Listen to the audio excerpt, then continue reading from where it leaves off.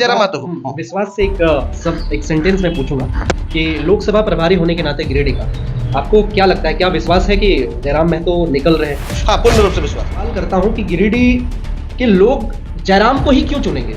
उनके पास कई ऑप्शंस हैं, उनके पास एनडीए के सीपी चौधरी हैं, उनके पास इंडिया महागठबंधन के मथुरा प्रसाद महतो हैं, हमारे देश के प्रधानमंत्री आए थे और गिरिडीह और कोडरमा को लेकर के बड़ी बड़ी बातें भी करी है उन्होंने कहा कि आपके एमपी भी हम हैं, आपके प्रधानमंत्री भी हम हैं। तो इस शब्द को आप कैसे डिफाइन करते हैं? एक तरफ जयराम महतो भी हम तो अभी मुझे ये बताइए कि पूरा देश में ये चल रहा है कि मैं मोदी को वोट करूं, मतलब वो सभी जगह पे खड़े हुए हैं उसके हिसाब से सभी जगह पे। तो उन्होंने जो ये शब्द कहा है कि आपके एमपी भी हम है, मतलब वोट मुझे कीजिए, आप चंद्रप्रकाश चौधरी को वोट मत कीजिए।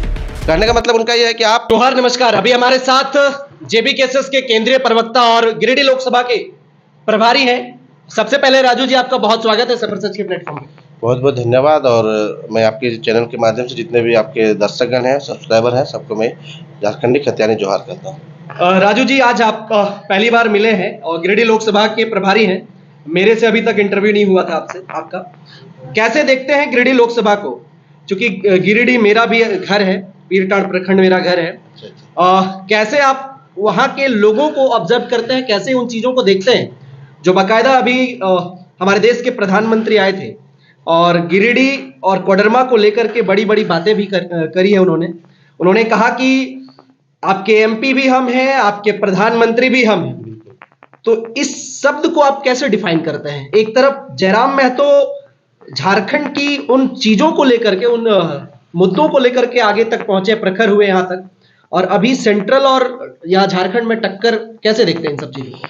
देखिए, आपने जो कहा कि प्रधानमंत्री जी ने कहा कि आपके एमपी भी हम है और हम आपके प्रधानमंत्री भी हम है, तो अभी मुझे ये बताइए कि पूरा देश में ये चल रहा है कि भाई मोदी को वोट करो, मतलब वो सभी जगह पे खड़े हुए हैं उसके हिसाब से सभी जगह पे। तो उन्होंने जो ये शब्द कहा है कि आपके एमपी भी हम है, मतलब वोट मुझे कीजिए, आप चंद्रप्रकाश चौधरी को वोट मत कीजिए। कहने का मतलब उनका ये है कि आप हमें वोट कीजिए, और क्योंकि मैं प्रधानमंत्री हूं तो मैं आपके लिए ये सब योजना लेके आऊंगा, मैंने ये किया जो भी उन्होंने अपना स्टेटमेंट रखा था। मैं आपको एक चीज आश्वस्त कर दूं, इस जनता को भी मैं बताना चाहूंगा। सबसे पहले तो ये जानते कि एमपी का चुनाव प्रधानमंत्री चुनने के लिए ही नहीं किया जाता है, ठीक है। एक एमपी का चुनाव वहां का सर्वांगीण विकास, नीति नियोजन, पॉलिसीज, जो भी जरूरत पड़े तो पॉलिसीज बना सकते हैं, इसके लिए एमपी हम चुन के भेजते हैं। ये सिर्फ एक ही मतलब नहीं होता ना कि जो हमारा एमपी बन के जाएगा वो सिर्फ वहां पे जाकर प्रधानमंत्री चुनेगा, ठीक है। ये तो उस समय की आपको ये भी पता होगा कि बहुत बार, जैसे कि एचडी देवगौड़ा जब प्रधानमंत्री बने थे तो वो तो एक मतलब सभी लोगों का गठजोड़ से बने हुए थे। आज भले एक मोनोपॉलिसी चल रही है, एक साइड में मतलब एक तरफा ही चल रहा है कि बीजेपी वाले लोग या तो खरीद ले रहे हैं या तो फिर डरा धमका के अपनी तरफ ले रहे हैं, ईडी का दोष दिखा रहे हैं, चुनाव आयोग मतलब जो भी प्रशासनिक विभाग से वो दोष दिखा के अपनी तरफ खरीद ले रहे हैं। मतलब ये मोनोपॉलिसी चल रही है, मतलब आप जो कह सकते हैं डिक्टेटरशिप चल रही है। तो गिरिडीह की जनता को जिन्होंने कहा कि मैं ही आपका एमपी और मैं ही आपका प्रधानमंत्री भी हूं, तो आप जनता को ये समझना होगा कि भाई आपका जो एमपी है वो आपका चंद्रप्रकाश चौधरी जी खड़े हुए हैं वहां पे, ठीक है। वहां पे नरेंद्र मोदी जी खड़े नहीं हुए हैं, बल्कि हाँ, वो अपने आप को प्रधानमंत्री रिप्रेजेंट करते हैं और वो चाहते हैं कि अगर यदि इस कैंडिडेट को आप जिताते हैं तो मैं ही प्रधानमंत्री, क्योंकि ये मुझे इलेक्ट करेगा, क्योंकि वो तो इलेक्टेड पर्सन है वहां पे जाकर के, जो एमपी जो उनको इलेक्ट करेंगे। तो आप समझिए कि अगर जयराम महतो वहां का एमपी होंगे तो क्या नरेंद्र मोदी मतलब अपने आप को वहां पे प्रधानमंत्री स्थापित कर पाएंगे कि नहीं कर पाएंगे? वो तो बात की बातें हैं कि वहां पे किसकी सरकार होगी, मतलब कितने लोग उनको समर्थन करेंगे, कितने एमपी उनको समर्थन करेंगे। इसलिए सबसे बड़ा चीज जानना है कि उनकी स्टेटमेंट पे जो ये बात आई है कि मैं आपका एमपी हूं, तो वो आपके एमपी नहीं है। आज आप अपना एमपी ऐसा चुनिए जो आपके लिए, आपके क्षेत्र के लिए आने वाले समय में शिक्षा, रोजगार और पलायन के लिए बात कर सकता है। आने वाले समय में आपके लिए, जैसे हमारे केंद्रीय अध्यक्ष जयराम महतो जी ने कहा है कि सबसे पहले तो मैं इस क्षेत्र का विकास के लिए हर जगह पे पुस्तकालय खोलूंगा, ठीक है, जो एक शिक्षा के लिए बहुत ही अच्छा एक करेक्टिव डायरेक्शन है, एक पॉजिटिव डायरेक्शन है। आप आज केरल में चले जाइए तो केरल में आप देखेंगे कि वहां पे हर पंचायत पे लाइब्रेरियां हैं। आज झारखंड में क्या कोई भी एक पंचायत का नाम बता दीजिए जहां पे कोई एमपी या एमएलए ने इस पे एक पहल किया होगा, एक लाइब्रेरी खोला हो? कोई भी सिंगल एक भी बता दीजिए, नहीं है। लेकिन हमारे केंद्रीय अध्यक्ष जयराम महतो ने कहा है कि जब वो एमपी बनेंगे तो सबसे पहले शिक्षा की बात करेंगे। और शिक्षा, क्योंकि आपको भी पता है कि मूलभूत चीजों में से सबसे इंपॉर्टेंट है हमारा एजुकेशन। यदि हम शिक्षित होंगे तो हम कहीं भी किसी भी हालत में हम अपने समाज को भी आगे बढ़ाएंगे और हम खुद को भी आगे बढ़ाएंगे, हम अपना भरण पोषण भी अच्छी तरह से कर सकते हैं। इसीलिए उन्होंने एजुकेशन पे सबसे ज्यादा फोकस किया है। अच्छा राजू जी, गिरिडीह मेरा पैतृक गांव आवास रहा है और गिरिडीह को मैं बड़ा करीब से जानता हूँ। बिल्कुल। तो मैं एक सवाल करता हूं कि गिरिडीह के लोग जयराम को ही क्यों चुनेंगे? उनके पास कई ऑप्शंस हैं। उनके पास एनडीए के सीपी चौधरी हैं, उनके पास इंडिया महागठबंधन के मथुरा प्रसाद महतो हैं, उनके पास और भी कई निर्दलीय उम्मीदवार हैं। एक बड़ा सवाल होता है और एक बड़ा जहन में, सभी के जहन में ये चलता है कि जयराम महतो अगर यदि गिरिडीह लोकसभा से आते हैं और चुन के दिल्ली पहुंच जाते हैं तो क्या वो दूसरे एमपी की तरह नहीं करेंगे? आज गिरिडीह के कई ऐसे गांव में मैंने गया है, मैं विजिट किया हूं बाकायदा। कई जो एमपी हैं वर्तमान में उनके गांव तक आज तक नहीं पहुंचे, ना ही एमपी का चेहरा देखा है। तो लोग कैसे डायरेक्टली मतलब जयराम महतो को चुन लेंगे, फिर जयराम महतो पे भरोसा करेंगे? कैसे इन चीज को आप डिफाइन करेंगे? देखिए, सबसे पहली बात यह है कि आज सही बात है, आपका क्वेश्चन बहुत ही मतलब अच्छा क्वेश्चन है कि जयराम महतो को लोग क्यों वोट करेंगे, ठीक है, और अभी के जो वर्तमान के वहाँ के जो एमपी हैं और उनको वोट क्यों नहीं करेंगे। और उसके अलावा भी मथुरा महतो जी एक जो टुंडी के विधायक हैं और वो इंडिया गठबंधन से खड़े हुए हैं, उनके अलावा भी 17 कैंडिडेट और भी, मतलब 16 कैंडिडेट और भी खड़े, 15 कैंडिडेट और भी खड़े हुए हैं, ठीक है। तो इन 15 कैंडिडेट को छोड़ करके जयराम महतो को लोग सपोर्ट क्यों करेंगे? सबसे पहले आप इन चीजों को देखिए। आपने कहा कि आप गिरिडीह प्रखंड से भी हैं और गिरिडीह से भी, तो मैं गिरिडीह की बात करता हूँ कि हमने 10 मार्च को सबसे पहला सभा गिरिडीह में किया। इससे पहले हमारा एक भी सभा नहीं हुआ था, ठीक है।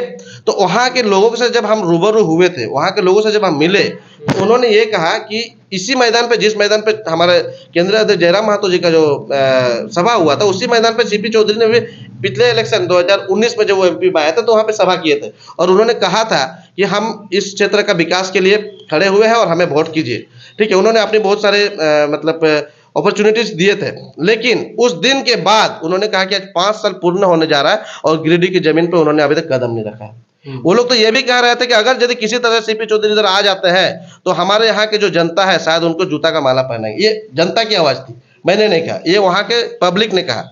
फिर उन्होंने ये भी कहा कि जब कोविड का समय आया था तो कोविड के समय में एक बार भी नॉट ए सिंगल शॉप, एक साबुन तक देने के लिए, पूछने के लिए नहीं आया था, ठीक है। उसी बीच में लोगों ने और भी चर्चाएं की। मतलब सीधा देखा जाए कि चुनने के बाद चंद्र प्रकाश चौधरी आपके गिरिडीह प्रखंड या गिरिडीह डिस्ट्रिक्ट में नहीं के बराबर गए हैं।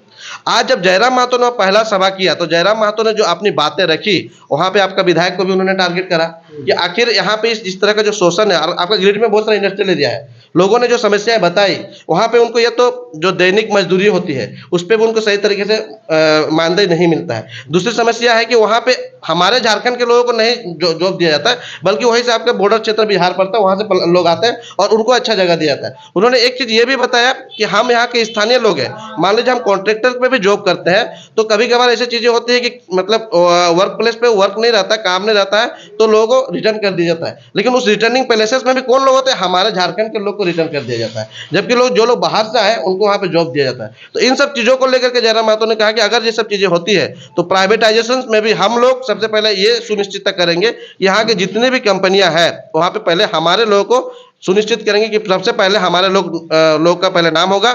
मान लीजिए जैसे जो काउंटिंग होता है ना कि हाँ आज इतना लोग का जरूरत है, जितने लोग आए, वो भी होगा। दूसरी बात है कि 75% स्किल, अनस्किल, सेमी स्किल और मैनेजमेंटल स्किल जितने भी होंगे, कम से कम हम लोग उसमें प्रयास ये होगा कि इन सब स्किल्स के बेसिस पे जो भी हमारे झारखंड के लोग हैं उनको रोजगार दिलाने का काम करेंगे। वहाँ पे पारा शिक्षक का भी बहुत बड़ा मुद्दा आया था कि पारा शिक्षक और जो सेविकाएं हैं, आंगनबाड़ी सेविका है, उन्होंने कहा कि हमें 1500-2000 रुपया दिया जाता है और इससे क्या हमारा अभी की जो महंगाई है उस हिसाब से 1500-2000 रुपया हमारा कुछ भी नहीं है, हमारा सिर्फ वेस्टेज ऑफ टाइम होता है। हम वहाँ पे सिर्फ अपना समय मतलब बिताते हैं जिसमें हमारा किसी तरह से 1500-2000 में कुछ होता नहीं। और इसको लेकर आज तक हमारा एमपी ने ना तो कहीं पे बात उठाई और ना ही तो हमें किसी तरह का चर्चाएं भी की है। इवन यहाँ तक कि उन्होंने वहाँ के जो शिक्षित वर्ग के लोग हैं, पारा टीचर्स हैं या फिर ग्राम सेविकाएं हैं, इन लोगों से कभी मुलाकात भी नहीं किया। अब हमारे जो जयराम महतो जी हैं इन लोगों से मिले हैं, इनकी समस्याओं को समझे हैं और इनकी समस्याओं पे उन्होंने बिल्कुल एक आश्वासन दिया है। देखिए, आपने एक क्वेश्चन पूछा कि क्या जरूरी है कि जयराम महतो ने जो किया वो करेंगे, ठीक है।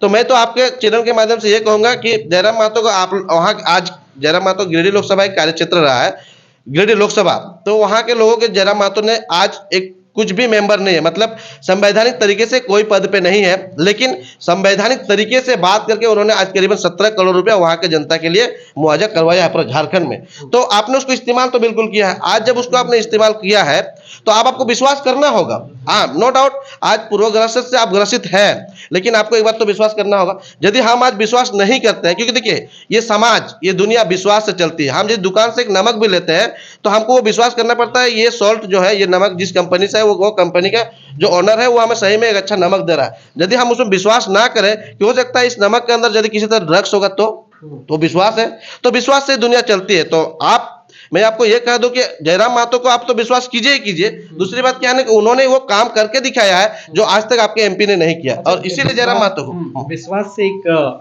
एक सेंटेंस में पूछूंगा कि लोकसभा प्रभारी होने के नाते गिरिडीह का आपको क्या लगता है, क्या विश्वास है कि जयराम महतो निकल रहे हैं? हाँ, पूर्ण रूप से विश्वास है, पूर्ण रूप से विश्वास है। देखिए, मैं इसलिए भी नहीं कह रहा हूँ कि मैं लोकसभा प्रभारी हूँ इसलिए, क्योंकि देखिए हम एक रिसर्चर भी हूँ मैं, और मैं पॉलिटिकल रिसर्च भी करता हूँ मैं, क्योंकि गिरिडीह लोकसभा में मुझे कोई जानता नहीं है, तो मैं गांव में ऐसे भी जाके बूढ़े बुजुर्गों से, महिलाओं से, बच्चों से, ऐसे मतलब साइड से मैं पूछता हूँ, क्योंकि आप बहुत कम देखोगे कि हम दादा के सामने कहीं फोटो में आते होंगे। हम जब वहाँ की सभाएं करते हैं तो हम लोग पहले जाके प्री प्लान करते हैं कि हमको इस क्षेत्र में प्लान करना है। जैसे आज भी हमको फोन आया है कि वहाँ के रोशनलाल टूरी जी है, जो शायद पिछले बार कैंडिडेट में खड़े भी हुए थे, तो उनकी समाज आज हमें जयराम दा को समर्थन के लिए आ रही है। ठीक है, मैंने आज मैसेज वहाँ पहुंचा है कि इस समाज भी हमारे साथ जुड़ना चाहती है, तो वो लोग मुझे क्यों अप्रोच कर रहे हैं? जब उनको पता चलता है, जब हम लोगों से मिलते हैं तो हम वहाँ से आइडेंटिफाइड करते हैं कि यहाँ के इन्फ्लुएंसर्स कौन लोग हैं। जो इन्फ्लुएंसर्स हम उनसे बातें करते हैं कि दादा आखिर मतलब ऐसी क्या है कि आज जयराम महतो का आप समर्थन नहीं देना चाहते हैं, तो उससे जो आउटपुट आता है फिर हम लोग उस पर रिसर्च करते हैं कि हो सकता है कि कुछ चीज़ें ऐसी है कि जयराम महतो के कुछ डिमेरिट्स उनको लगता होगा, हो सकता है कि कुछ कन्फ्यूजन्स होंगे वो लोग समझ नहीं पाए होंगे। तो जहाँ तक क्लियरिटीज की बात आती है हम लोग क्लियर करते हैं, और वैसे लोगों को हम लोग समर्थन दे रहे हैं। अच्छा राजू जी, क्या लगता है कितना वोट लाएंगे जयराम महतो, एक अनुमानित? देखिए, अनुमानित यदि मैं डेटा पे बात करूं, ठीक है, तो डेटा पे यदि हम लोग जैसे पिछला रिकॉर्ड और अभी का रिकॉर्ड, क्योंकि देखिए इससे पहले तो हमारा कोई भी कैंडिडेट आया नहीं था, क्योंकि हम यदि फॉर्म 20 पे हिसाब से यदि बात करते हैं तो हम किसी एक को लेकर नहीं चल सकते। हमारे यहाँ पे हमें मतलब एनडीए और पहले जो यूपीए थे दोनों के वोटर्स हमारे पास आ रहे हैं। ठीक है, तो मैं जहाँ तक अनुमान लगाता हूँ कि कम से कम 6 से 7 लाख वोट हमें सॉलिड पड़ना चाहिए, जिस तरह से गाँव गाँव में पंचायत में जो लोगों की चर्चा अगर है। ये जो आप अनुमान लगा रहे हैं, ये वोट नहीं है, तो अगर जयराम महतो हार जाए तो आप लोग क्या फिर आगे क्या कुछ कदम उठाएंगे? फिलहाल मैं ये सवाल आपसे ये कर रहा हूँ, इसलिए कर रहा हूँ क्योंकि राजनीति जो है अनिश्चितताओं का ये भी क्रिकेट की तरह गेम ऑफ अपसेट है। हाँ, तो इस चीज़ को आप लोग कैसे क्लैरिफाई करेंगे? देखिए, आपने